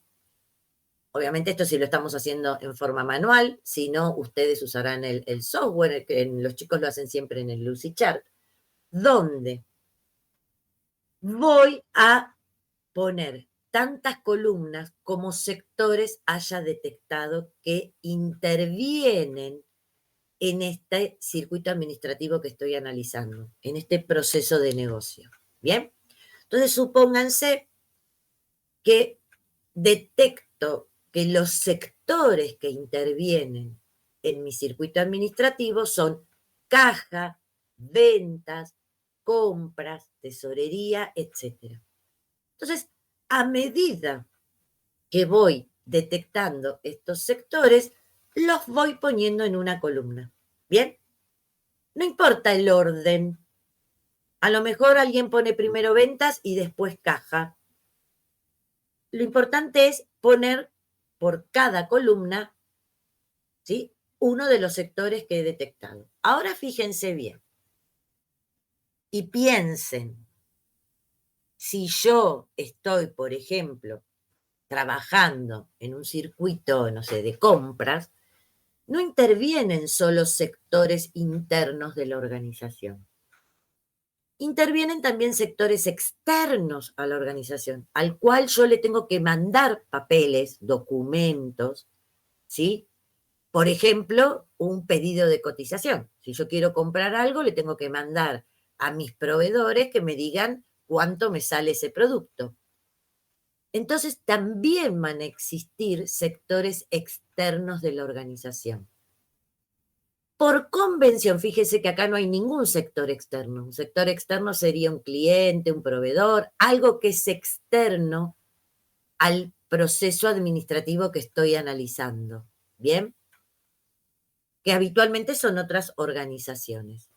Entonces, fíjense que estos sectores externos, por convención, se ponen a la izquierda, ¿sí? Por ejemplo, ahí apareció el cliente. Se pone a la izquierda de la columna que está más a la izquierda y separado de los sectores internos por línea punteada. ¿Bien? La línea punteada es una sola. Esta línea punteada vertical es una sola. Y lo que me indica esta línea punteada es que lo que queda a la izquierda es externo a la organización y lo que queda a la derecha de la línea punteada son sectores internos a la organización. Tiene que haber una sola línea punteada. De hecho, supónganse que ustedes tienen también como sector el proveedor. Este proveedor lo tengo que poner acá a la izquierda, ¿sí? Y lo voy a separar con una línea llena del cliente, porque la línea punteada ya está acá, y esta línea punteada dice, lo que está a la izquierda es todos los sectores externos, lo que queda a la derecha son todos los sectores internos. ¿Estamos? Esto sí es una convención que tienen que respetar. Todos los sectores externos a la organización tienen que ir a la izquierda de estas líneas punteadas. Muy bien. Y por último, acá tienen dos alternativas para hacer. Porque ustedes, en estas técnicas, sobre todo en todas estas técnicas que se usan en la etapa del relevamiento, hay que usar referencias. ¿Por qué? Porque yo en el gráfico voy a utilizar números, voy a utilizar letras, etcétera, que en algún lugar tengo que ir a fijarme qué significa ese número, ¿sí? Y ese lugar donde me va a indicar qué significa ese número, esa letra, etcétera, que estoy utilizando, se llaman referencias, se llaman observaciones, es exactamente lo mismo. Y hay gente que lo pone en la última columna de la derecha, ¿sí? Y fíjense que lo que vamos a poner en esas observaciones van a ser las referencias de los documentos, de las operaciones, de los controles y de los archivos, ¿sí?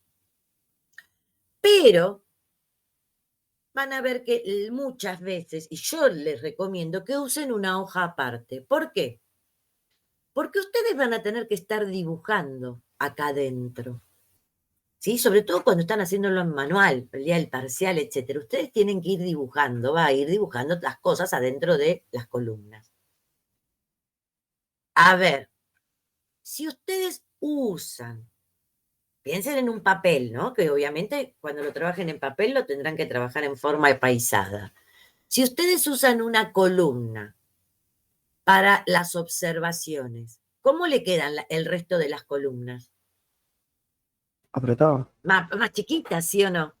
Sí. Entonces, vos decís, pucha, en vez de usar una columna para las observaciones, también pueden usar una hoja aparte, donde obviamente van a estar las mismas referencias. Entonces, toda la hoja le queda disponible para tener las columnas con los sectores, tanto internos como externos. ¿Estamos?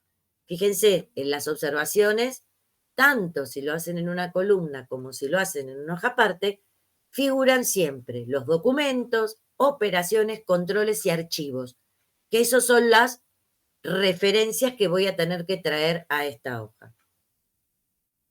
Ahora fíjense, vuelvo a la PPT anterior. Las columnas que ustedes trabajan tienen que ser iguales. ¿Está? No tienen que hacer columnas más anchas y otras más angostitas. No. Ustedes es como cuando usábamos los entagramas. ¿Se acuerdan que yo les decía, los entagramas tienen que ser iguales? ¿Sí? Sobre todo cuando están trabajando en un software. Obviamente que si están trabajando en papel, en este caso alguna columna te puede quedar un poco más grande. No pasa nada.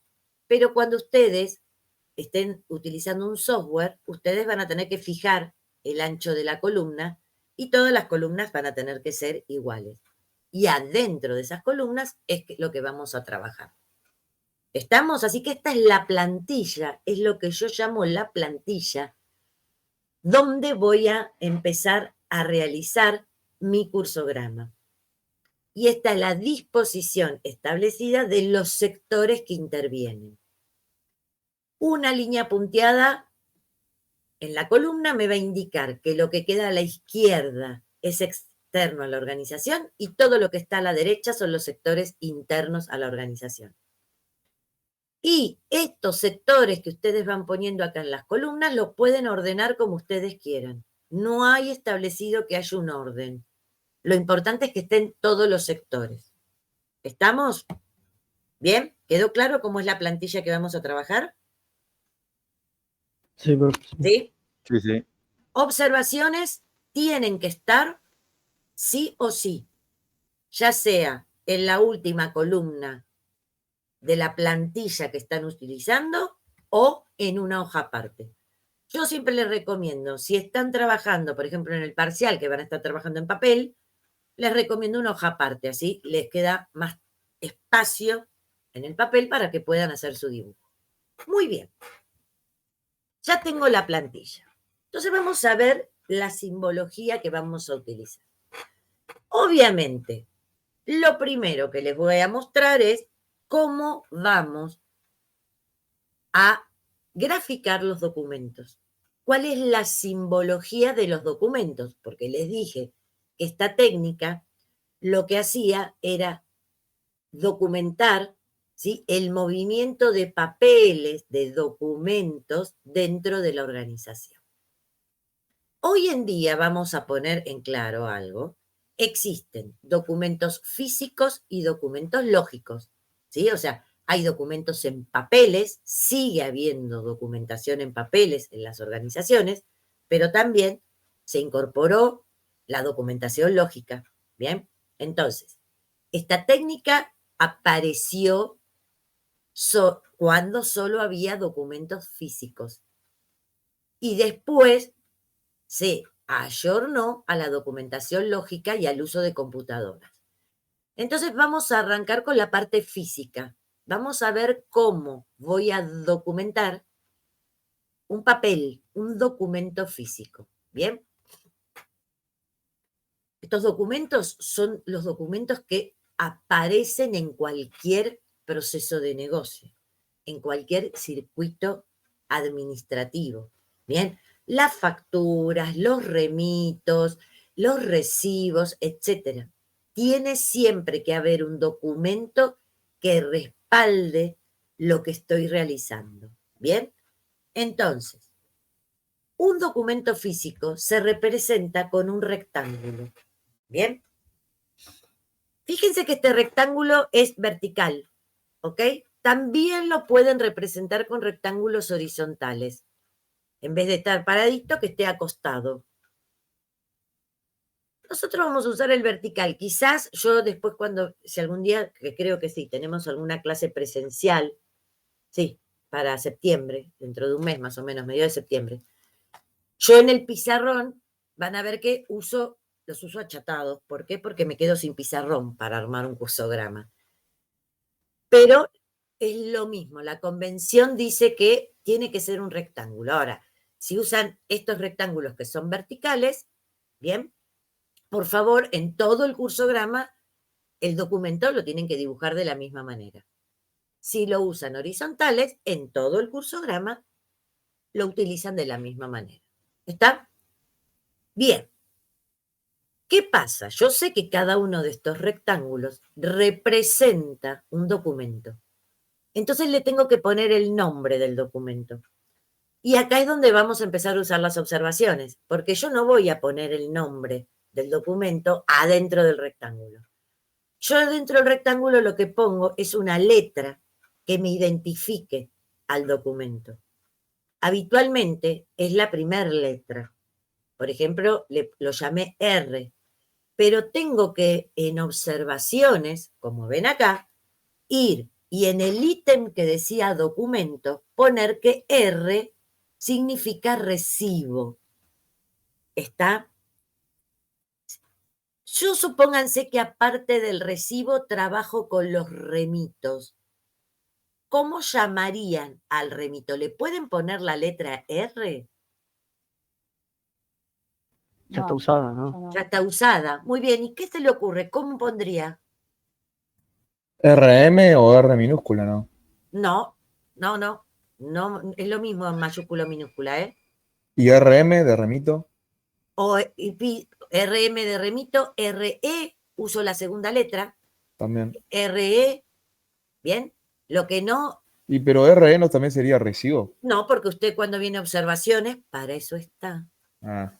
Ve que la R es recibo y la RE es remito. Para eso están las observaciones. ¿Bien? Usted mismo se da cuenta de lo importante que es, porque si no es AR, yo no sé qué es. Puede ser un remito, puede ser un recibo, puede ser algún otro documento que la organización use que se llame R, que empiece con R. Entonces tengo que tener las observaciones y decir, atenti, en este cursograma el documento R es recibo. Y si hay otro documento que empiece con R, por ejemplo el remito, digo, bueno, lo voy a llamar RE. ¿Está? Pero no repito la letra. ¿Bien? Así que el tema de observaciones es sumamente importante. Muy bien. Si aparece otro documento, también le pondré su letra. Por ejemplo, acá F son las facturas. ¿Bien? Entonces, en observaciones, seguramente, esperen que ya me estoy yendo. Vamos a poner F de factura. El problema es, habitualmente, estos documentos, y ustedes van a empezar a ver, sobre todo cuando estén desarrollando el circuito que eligieron, o el proceso de negocio que ustedes eligieron, que elegí yo, que la documentación, cada documento, cuando aparece, no es en una sola copia, es en varias copias. Entonces, en mi gráfico tiene que aparecer todas las copias que el texto me está diciendo que hay de ese documento. Por eso, supónganse, el texto me decía que hay una factura en original y duplicado. Entonces, la factura la tengo que dibujar 2 veces. Hay un único recibo, pero hay 2 facturas. La tengo que dibujar 2 veces. Pero además, tengo que indicar cuál es el original y cuál es el duplicado, porque los procedimientos establecen, ¿sí?, que es el original, supónganse que se le da al cliente, y es el duplicado que va a tal lugar. Entonces, tengo que poder indicar de esta documentación cuál es el original y cuál es el duplicado o el triplicado, etc. Entonces, hay dos convenciones. Una es arrancar y ponerle al original el número 1 y al duplicado el número 2. Y al triplicado después el número 3 y así ir avanzando. Y otra convención es arrancar con que el original es el número 0, el duplicado es el número 1, el triplicado es el número 2, etc. Las dos convenciones son válidas. Ahora, nosotros tenemos que ponernos de acuerdo qué convención vamos a usar en el curso. Si no, yo cuando corrijo me vuelvo loca. ¿Sí? Tanto cuando corrijo trabajos prácticos como cuando corrijo parciales. Entonces, la convención que vamos a usar es empezar con el original con el número 0. ¿Bien? Y al duplicado ponerle el número 1. ¿Bien? Ahora, y acá tenemos el triplicado, que es el número 2. Esta es la convención que vamos a usar. Ahora fíjense ustedes, si yo tengo las 3 facturas, original, duplicado y triplicado, y las dibujo de esta manera, que no está mal dibujado, es correcto, pero observo que me ocupa mucho lugar en la columna. Entonces, hay una solución a este problema, que es lo que hacemos habitualmente. Bueno, obviamente puse en las observaciones que está apareciendo la factura. Lo que se hace cuando trabajo con documentos que tienen original, copia, duplicado, triplicado, etc., es solaparlo. Es poner uno atrás de otro y ponerle el número de la copia en las esquinitas. Entonces observan que me ocupa muchísimo menos lugar en mi columna que si pongo esos 3 documentos separados. Bien. Algo importante a tener en cuenta. Los números 0, 1 y 2, obvio que tienen que estar, porque es el original, el duplicado y el triplicado. Pero el orden no tiene por qué ser este, no tiene por qué ser 0, 1, 2. Ustedes, si quieren, pueden poner el 1 acá, el 0 acá y el 2 acá, o pueden poner el 2 acá, el 0 acá y el 1 acá. Eso lo deciden ustedes. Después vamos a ver el por qué. ¿Quedó claro? Ahora, esto de solapar es solo para el mismo documento. Supónganse que yo tengo una factura y un remito, yo no puedo solapar la factura con el remito, ¿sí? Porque fíjense que yo arriba solo pongo una sola letra, que es la factura en este caso. Cuando los documentos son distintos, sí los tengo que dibujar separados. Ven que yo acá solapé las facturas, porque tengo la original, duplicado y triplicado, y el remito lo dibujo separado. ¿Bien? ¿Vamos bien?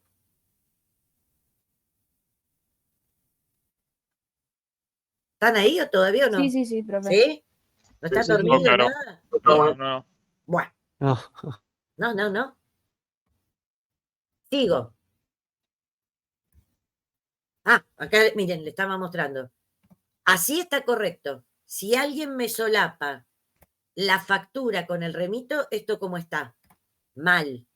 Esto no se puede hacer. El documento que tienen distintos nombres, que son distintos documentos, nunca se pueden solapar. Muy bien.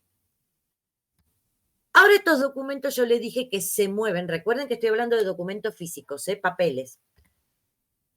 Se mueven dentro de la organización. Entonces vamos a ver cómo voy a graficar el movimiento de documentos dentro de la organización.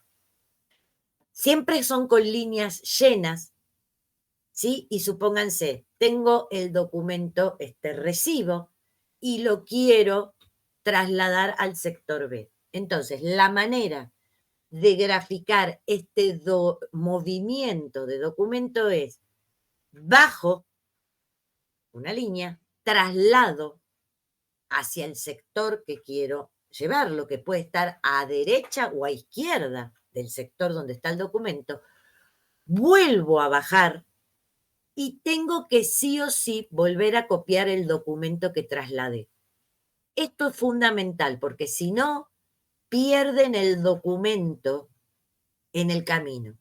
Entonces, miren cómo es, por favor, ¿sí? Porque también me lo hicieron mal a veces en el organigrama, que yo les repetí 10.000 veces, las líneas salen de abajo y mucha gente en el organigrama me sacó las líneas del costado. Acá es lo mismo, las líneas salen de abajo y bajo, traslado, bajo y vuelvo a copiar el documento. No salen de acá al costado, jamás, siempre de abajo. Y vuelvo a copiar el documento que estoy trasladando en el sector al que estoy llegando. Muy bien. Baja, traslada, baja y vuelvo a copiar el documento. Entonces, a esto se denomina traslado de información o movimiento de documentos, porque es lo mismo, ¿no es cierto? Al mover un documento de un sector a otro, estoy trasladando la información que contiene ese documento. Y recuerden, por eso les marco esto, que es el movimiento físico, porque estamos hablando todavía de papeles físicos dentro de la organización. Vamos a ir poniendo distintos ejemplos. Supónganse que quiero mover 2 copias y las 2 copias, por eso le pone que no hay separación, las quiero mandar al otro sector. Ahí tengo mi recibo original y duplicado. Y lo quiero mandar ambos al sector B. Entonces, fíjense, yo no saco una línea del original y una línea del duplicado. ¿Por qué? Porque a ambos los quiero mandar al sector B. Entonces, lo junto con una liñita, ambas copias, y después sigo lo mismo que hacía antes. Bajo, traslado, bajo, y cuando llego al sector, tengo que volver a dibujar o que aparezcan los documentos que trasladé, que en este caso, recibo original y duplicado. Si cuando llego al sector B le quiero cambiar el orden, acá, ponerle 1 acá y 0 acá, no hay ningún tipo de problema.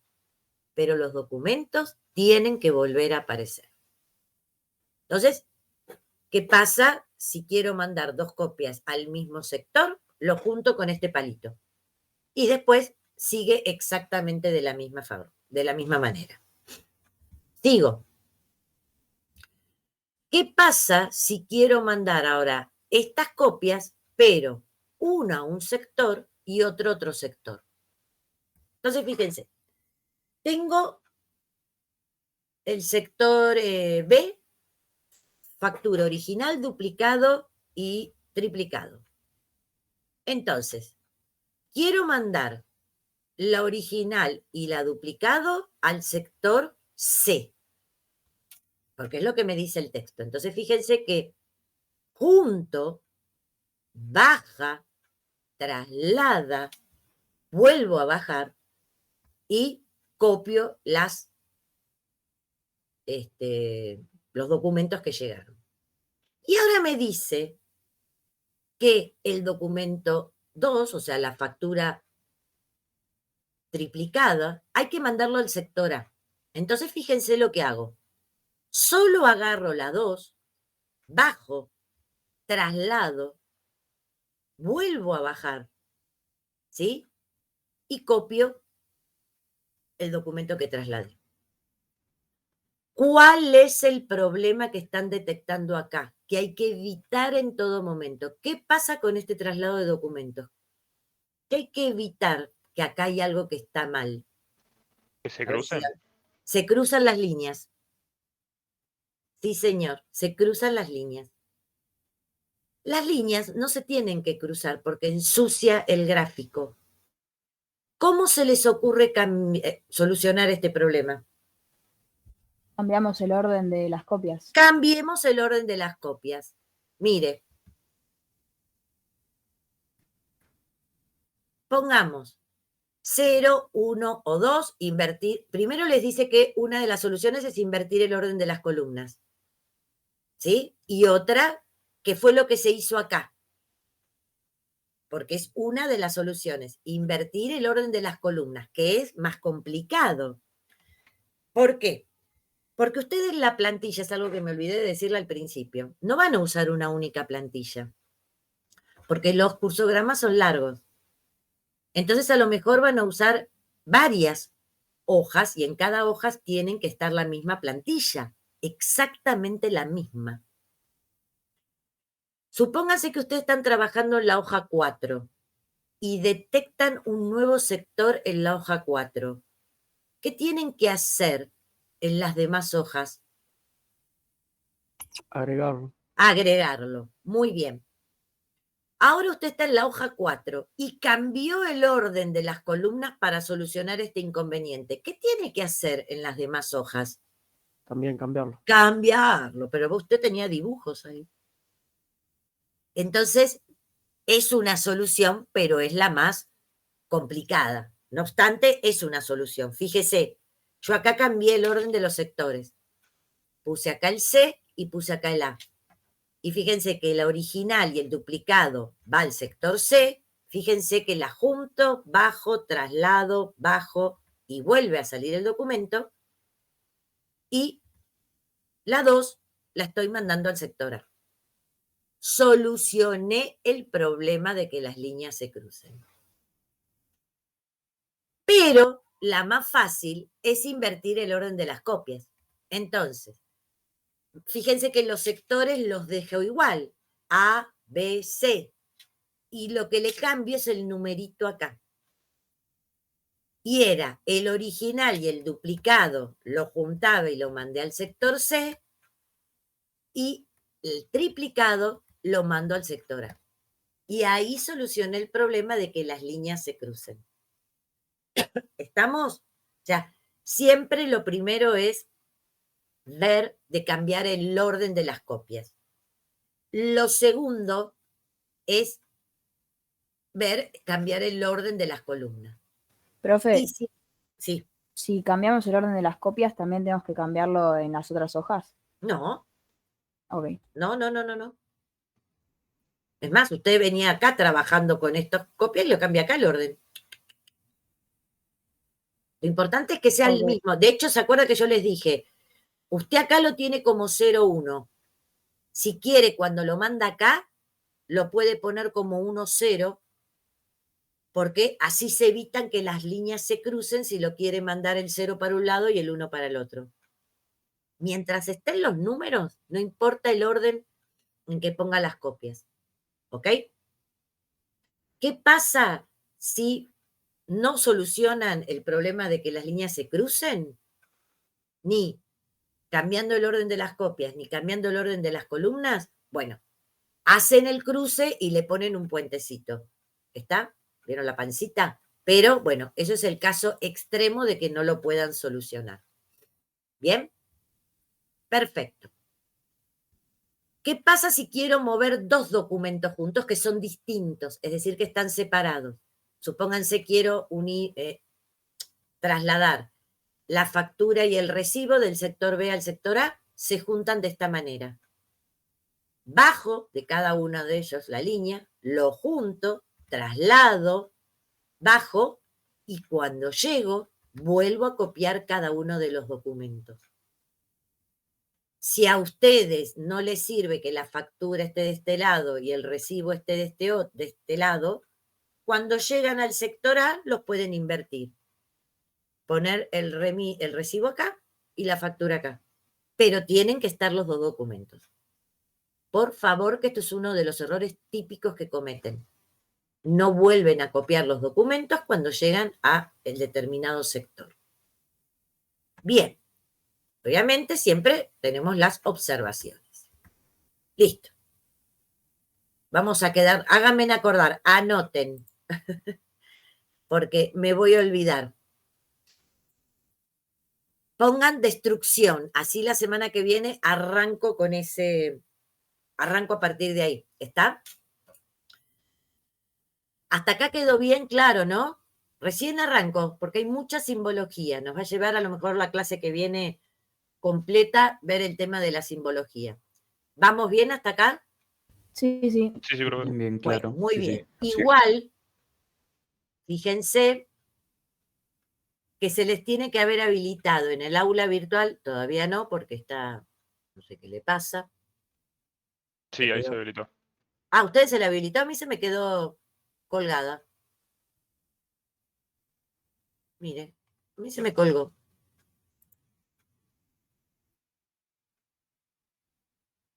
Ah. Bueno, ¿a ustedes se les ve? Sí, la de cursograma, sí. Sí, perfecto. A mí se me quedó recolgado el aula virtual. Bien, que tienen lo que es cursograma y lo que están viendo, entonces es la teoría de cursograma, ¿no es cierto? Un PDF de esto. ¿Sí? Entonces, vayan mirándolo, así la semana que viene lo continuamos. Lo que les pido, por favor, es que sí, porque después me quedo con cada curso en distintos lugares, anoten que tenemos que arrancar con destrucción. Así sé que con ustedes me quedé ahí. ¿Estamos? Dale, profe. ¿Listo? Bueno, ¿alguna pregunta? ¿No? Entonces, estimados, nos vemos la semana que viene, que con ustedes tengo clase virtual. Sí. Perfecto, profe. Vanessa. Vale. Tienen clase virtual la semana que viene. Nos estamos viendo, estimados.